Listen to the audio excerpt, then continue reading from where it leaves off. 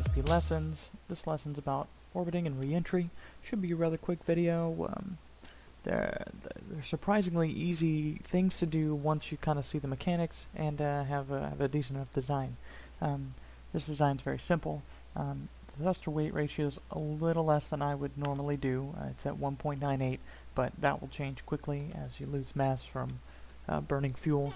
That will go up, and we won't have any issues. I've tested this design pretty thoroughly. You're going to see a chart. The chart's going to show what the terminal velocities are at various heights, and I'll be trying to stay under those velocities until passing those heights to avoid too much drag. Pretty much you're wasting fuel fighting drag until you pass those times, and it's estimates. It's not perfect, but it should save you some fuel if you save under those. It's not about blasting to the top as fast as you can go. So let's first thing you want to do is get your SAS started up. You want to get your thrust, if you're unsure of how much you're going to need to start going off, all the way up to begin. And then hit the, make sure your staging's right, and if it's all looking good, which on mine it is, hit it off. As we're going, I'm going to be decelerating. Well, excuse me, I'll be throttling down. I'm not going to try to slow down. I'm just going to be trying to stay under the velocities mentioned. So keep an eye on those where we're going. We're not going to turn the rocket over until about 10 kilometers. That's going to depend all on your rocket design. Usually you want to look at 8 to 12, depending on your thrust to weight ratio and things like that. We're going to do that turn. We're going to turn gradually, but at a steady pace to get me turned over really well.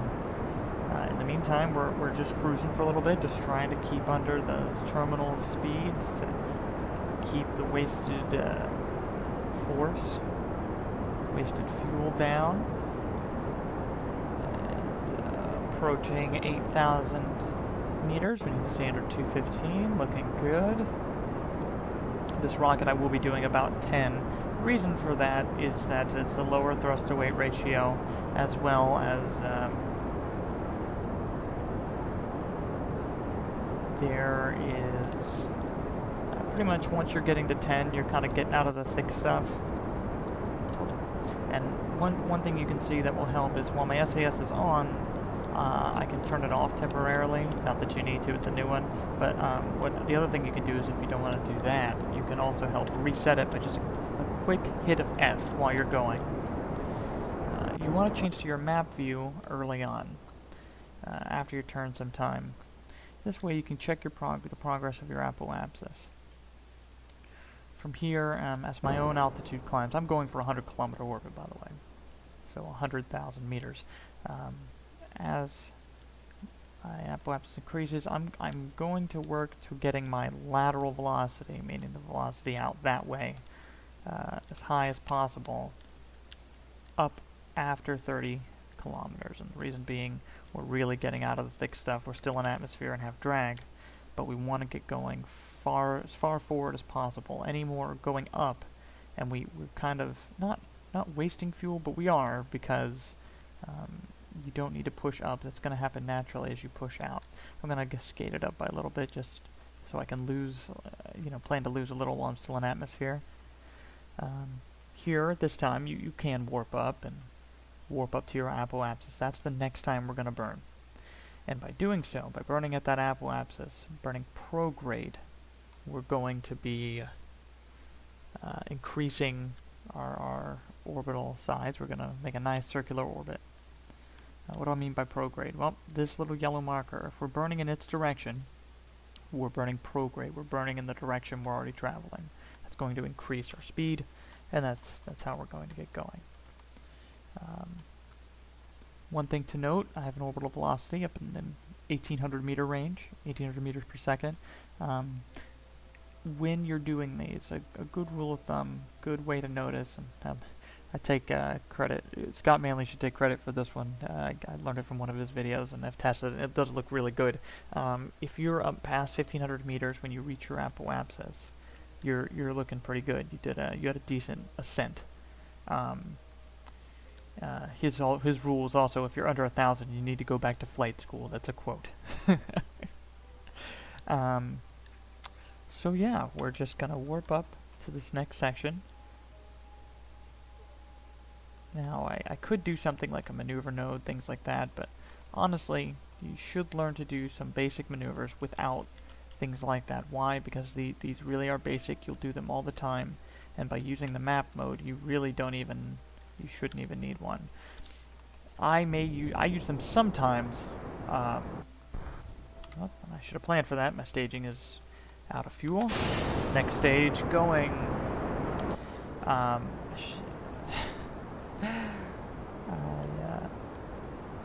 Yeah, just gonna burn to 100 kilometers. It should be an easy deal. Sometimes I'll do maneuver nodes just so I can see what's going on the map, just so I can look at the beauty of KSP, because it's really nice to look at this happen. Yeah, here we go. We're in orbit. That's really it. It's really a simple matter. Try and find a nice flight trajectory. Turn over at 10 kilometers. Usually the problems you're going to experience with orbit are in your design. You'll find that you don't have enough delta V, or that your rocket is breaking apart, which I've had a lot of, and every KSP has a lot of it. It's part of the fun. Alright, so yeah, let's see. We got this orbit. What I would do from here, if I was really intent on having a 100-kilometer orbit all the way around with no eccentricity or difference between periapsis and apoapsis, I would warp up to this node. And in fact, you know what? I guess we'll do it. Let's go ahead and do it, since this is learning. What we're going to do is adjust our thing so that we have a 100-kilometer orbit all the way around. It's not going to be perfect, but it should be pretty good. We're going to move along the nav ball so that we're close to our retrograde, and that's this marker, the yellow with the X through it and the 3 dashes coming out. That is retrograde. That is the opposite of the way we're going. So basically I'll be burning in the opposite direction of where I'm going, and by doing so I will lower this side, the apoapsis. If you ever want to lower your apoapsis, you ever want to lower one side, burn retrograde at the other side. If you want to increase one side, burn prograde at the other side. Okay? You want to get this side up, you need to burn at this side retrograde. Alright, so we reached our spot. And I'm going to burn slow. In this instance, you don't want to burn as hard as you can, because you're going for precision. And there we go.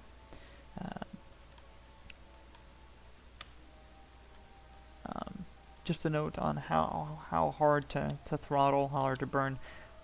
When you're in atmosphere, you're fighting these drag forces, you want to stay under terminal velocity. After you reach 16,000 meters up, you can kind of start to gun it, unless you have an insane thrust-to-weight ratio. You can really throttle up pretty much all the way to start getting all your lateral velocity for your orbit. All you need to do is stay under 2,250 meters per second, below 32,000 meters. And if you can do that, you'll be fine. So here we go, just going to move up to the apoapsis, and this time we're going to burn prograde to raise the periapsis. Prograde to raise, retrograde to lower. And you always burn at the opposite end. Why are we doing it at these nodes, these apses, apoapsis, periapsis? We're doing it because these are the most efficient spots. This is when, this is the most efficient time to do it. And look at that, this is 100,000 exactly? That can't be right. Yeah, see, there you go. You get weird little errors like that as you warp and whatnot. So yeah, back to thrusting, I'm sorry. Let's see, I gunned it too hard and went to it. After 32,000 meters, and pretty much anytime you're in space, you do your thrusting based on what you're trying to do. If you're just trying to really get a lot of speed, gun it. There's no reason not to. Generally, there's more efficiency in shooting all of it out as hard as you can while you are in space, unless you're going for precision, at which point you want to do something fine. Alright, well at this point we're going to, we've accomplished our mission, we've gotten to orbit. Now we're going to go and deorbit and prepare for re-entry. At this point in KSP, you don't have to worry about lethal drag forces for the most part, as long as you don't have some giant thing sticking out. Things can get ripped off sometimes, but it's very hard for that to even happen. So for the most part, you don't have to worry about re-entry in those terms. So the hardest part about re-entry in an atmospheric body like Kerbin or any other planet with an atmosphere, especially a thick one, is that you need to overshoot your target pretty far. You're going to lose a lot of velocity when you enter the atmosphere, generally below 32,000, and especially below like 20,000 meters. You're going to, I think it's usually about 24,000 meters. You really hit some thick stuff, and just you lose so much lateral velocity, and you start to go down. So to deorbit, we're going to try and land at the Space Center. I'm not very good. This is probably my worst thing about re-entry. The key thing is getting down safe when you're returning. It doesn't really matter where you go, but for fun, we're going to try and get it. I'm going to burn retrograde to lower my side, and you see now this is going to show that it's kind of my orbit is coming into the planet, and the reason for that is I'm losing velocity. I can't keep traveling around, and I'm going to deorbit.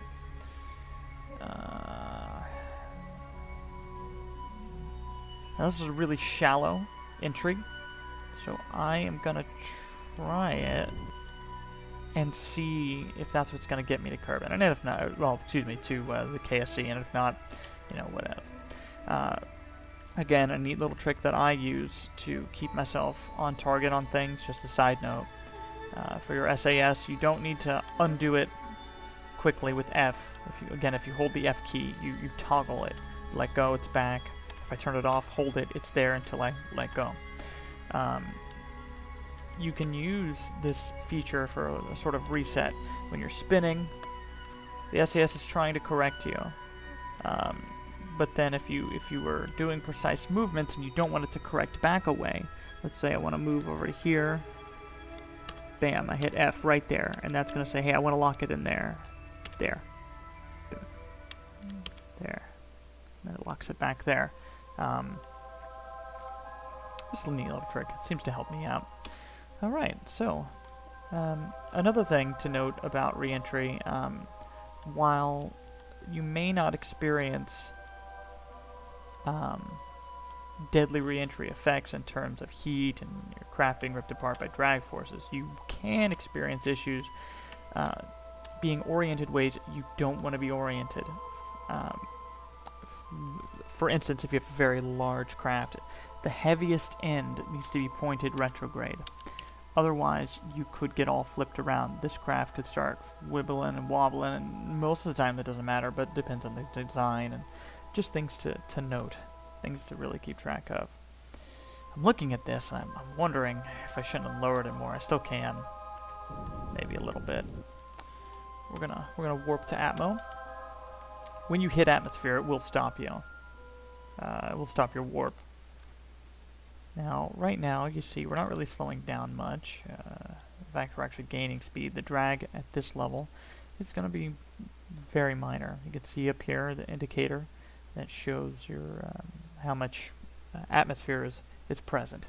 When it's really dark like this, you're practically in vacuum. Again, we're not, but we're practically in vacuum.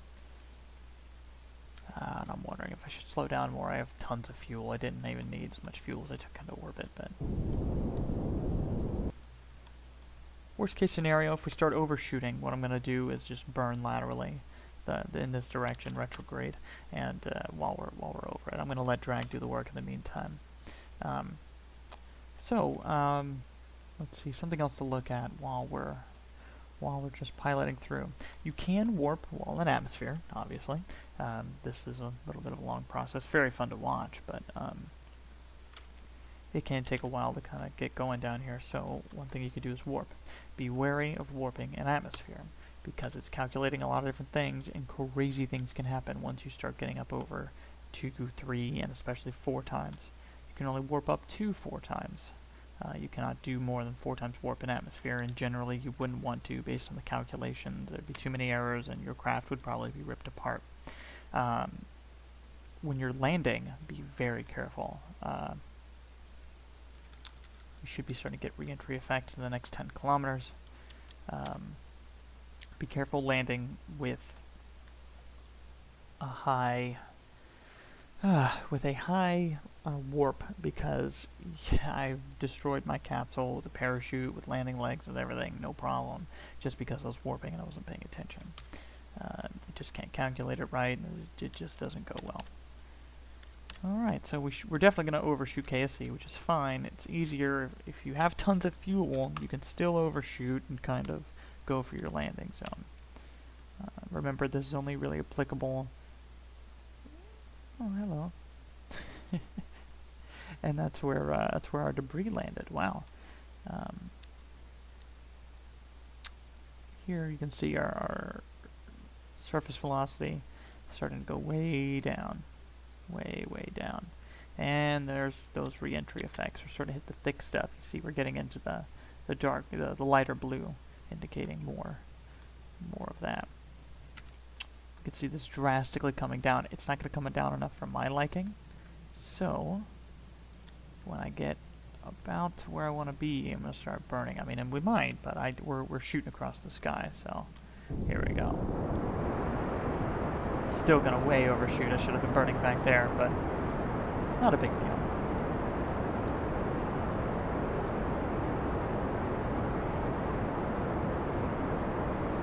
And who knows, I can kind of still make this work. I mean, it's got enough delta V, there's the weight ratio, probably be fine.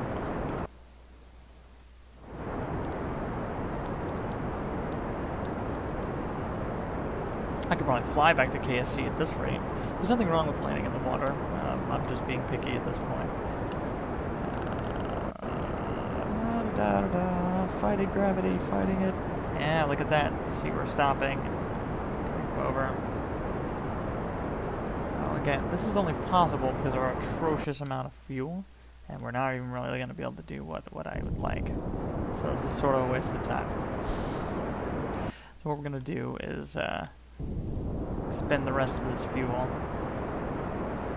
trying to get laterally and detach for the final ascent. Now, this doesn't have any landing legs, something you'll experience when you're doing your career mode early. However, it does have parachute. Again, one thing that makes things easier, we're going to... Whoa!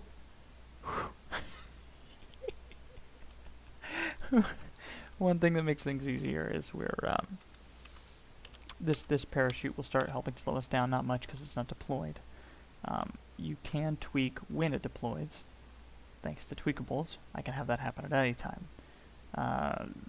Honestly, we can wait till about 350, so we're going to wait there. That's sort of advanced stuff. You really don't need to worry about that for what we're doing. Oh, look at that. I guess we did get enough to come over. I didn't realize it would go that much. And we're going to overshoot that a bit, but no biggie. I could hit the chute. I could hit it, and then we'd come down closer, but... Let's watch the drag do it. Now, Kerbin is a very strange place because we're losing so much altitude, so much velocity just due to drag. We're in the really thick stuff now, and this inverse way us coming down can really show you how much drag you're dealing with when you're coming up. I mean, the gravity is what's bringing us down, and it's limiting. The drag forces are limiting what gravity can do. So be mindful of it on your ascent because you waste fuel fighting it. You can get up faster by beating the terminal velocity, but you will not save fuel. It's really about whatever your mission needs, and that's up to you. Alright, and still slowing down. Now, granted, I do have a chute, but I can guarantee you, even without it, we would be slowing down. The drag is Kerbin is such a thick atmosphere. It's very dense.